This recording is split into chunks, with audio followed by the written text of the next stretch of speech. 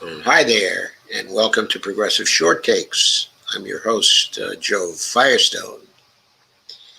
For this short take, I want to comment on an article by Dave Dayen, which appeared in the American Prospect. So let's begin by sharing the article.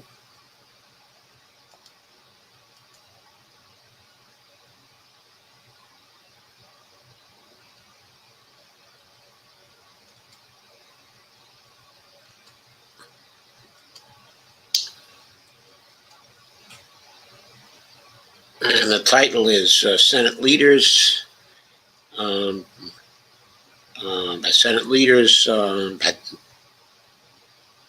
negotiate the Biden presidency.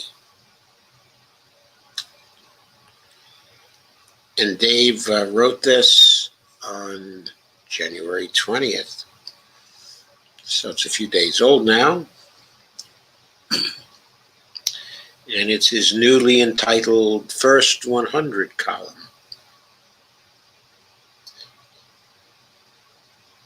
And he begins by talking about the chief. The focus today will be on the Capitol, which it was, of course, and specifically the outside of the Capitol, where Biden is going to become the 46th president, which we know he did. But the outcome of that presidency in very real terms will be decided in an office inside the Capitol, and Biden won't be involved in the discussion, says Dave. And that was a discussion that took place between Chuck Schumer and Mitch McConnell. And it will set the rules for the Senate and the 117th Congress. Now, we don't know whether that discussion has been completed yet. That hasn't been announced. In fact, a statement by Schumer this morning indicated, now I'm not quoting from the article, that they hadn't perhaps finished all the negotiations on the rules yet, even though, of course, it's 4 days later. It was a very long meeting. Anyway, to go on with the article, Jon Ossoff and Raphael Warnock will be seated as senators. And between them and Vice President Harris, the Democrats will have the advantage in the chamber and full control of Congress and the White House. But Schumer and McConnell have to decide how that 50-50 Senate will operate. That's where the future of the Biden presidency will be decided. I don't know if it will be entirely decided there, but that's going to have a big, big influence on it. If the Democrats still have to contend with the filibuster, or if some of them still want to contend with the filibuster in order to provide an excuse for not doing very much, then the Biden presidency is going to be a failure from the viewpoint of the rest of us in this country. Undoubtedly, it's going to be a failure. So Schumer and McConnell have been attempting to negotiate a power-sharing agreement. It's likely it'll run similar to 2001. There was also a 50-50 Senate. And he opines that there's going to be an equal number of Democrats and Republicans on committees, but the Democrats in control of the White House will control the floor schedule. It's important here to realize that a tie in the committees doesn't mean that the legislation is going to be bottled up. You can send a bill that tied in committee to the Senate floor. But McConnell is asking for something more. Specifically, he wants Schumer to commit to maintaining the legislative filibuster. And so far, Schumer is resisting this, and rightly so.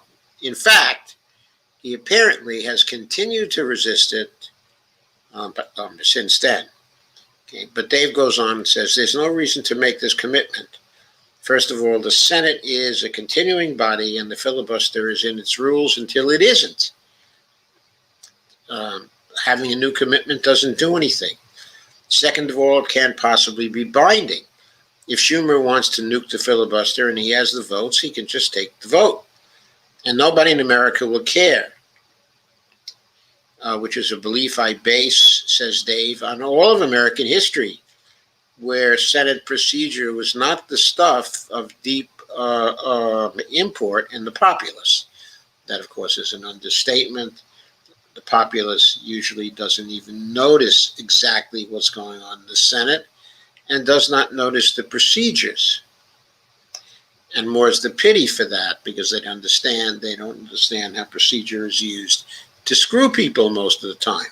So, the third reason Schumer shouldn't agree to maintain a legislative filibuster is that there should not be a legislative filibuster.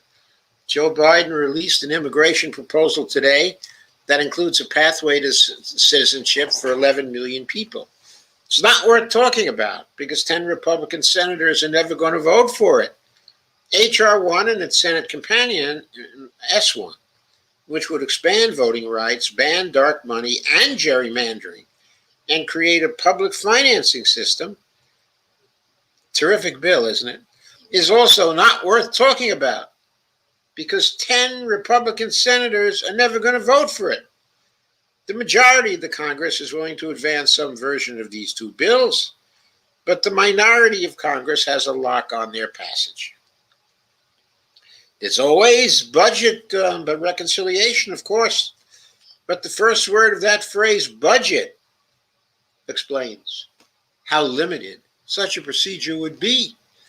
In fact, it has created the modern way of thinking about the legislative branch as mostly a taxing and spending authority without the means to attend to anything else in the policy orbit. This narrows the focus of corporate lobbyists and orients Congress towards tax breaks and other odd kludges that can get through the process. But there's also the day one agenda, which I wrote about today. But Biden seems lukewarm at best on using the power of the presidency to implement existing law to the fullest extent possible. Doesn't befit a modern democracy, and it frustrates accountability, the idea that people get what they vote for. Joe Biden, of course, is a creature of the filibustered Senate, and he apparently still believes it's 1973. That's when Joe Biden first came into Congress, into the Senate, actually. He jumped from nowhere into the Senate, and that the two parties can come together in bipartisan comity. God, folks, it's been 50 years since then.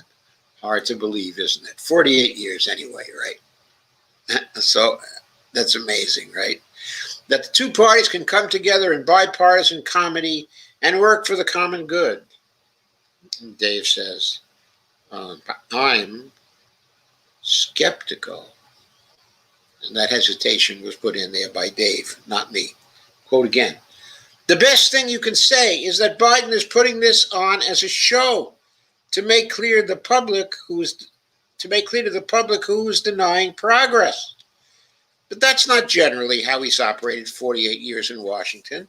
His belief in a past that wasn't all that great and grafting it onto a present that's a political knife fight will sow confusion and frustration. I really like the way Dave put it there.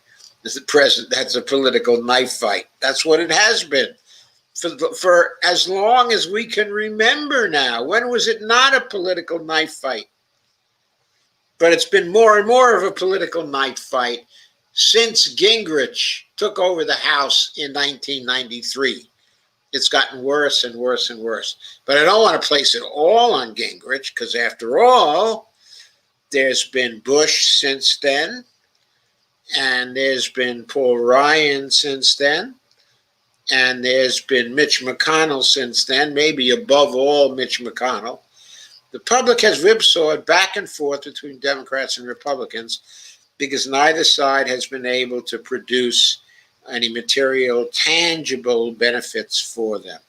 Nuking the filibuster could establish the unique idea that America votes that actually gets what they vote for, and can decide the success or failure of that agenda based on actual information. While some people try to make this about Joe Biden, it's really not. Joe Manchin and Kirsten Sinema and every other Democratic senator who benefits from being the deciding vote are the issue.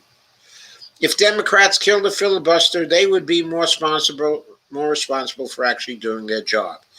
They don't really want the responsibility They're the ones who need to be persuaded, either with a lesser reform, like requiring 41 votes against rather than 60 votes for, or just torching the damn thing. Either way, Mitch McConnell doesn't really have a say in the matter, and he shouldn't be given one. This is a stupid ploy to try to trap Democrats into a failed system, to go part of the way to kneecap a presidency. It should be rejected. Of course, I entirely agree. I'll be talking about the filibuster later tonight on the in-depth show. And until then, I want you to keep in mind that the filibuster needs to be nuked. Of course, people are talking reconciliation. Chuck Schumer was talking reconciliation this morning, I should say, by name. He was mentioning reconciliation as one of the tools they can use. And Bernie has been pumping for reconciliation now for weeks, literally weeks. But the idea of the reconciliation, which I'll go over tonight in the in-depth show as well, it just won't work as well as nuking the filibuster. So we got to nuke the filibuster. That's what it comes down to. That's what Dave suggests here. I'll be suggesting in another context also tonight. So I think you want to tune in for the in-depth show as well as this. But for now, I'm going to end this and go on to another short take. I'll see you in a few minutes for that. And thank you for coming to this one. And please share it out. Thank you.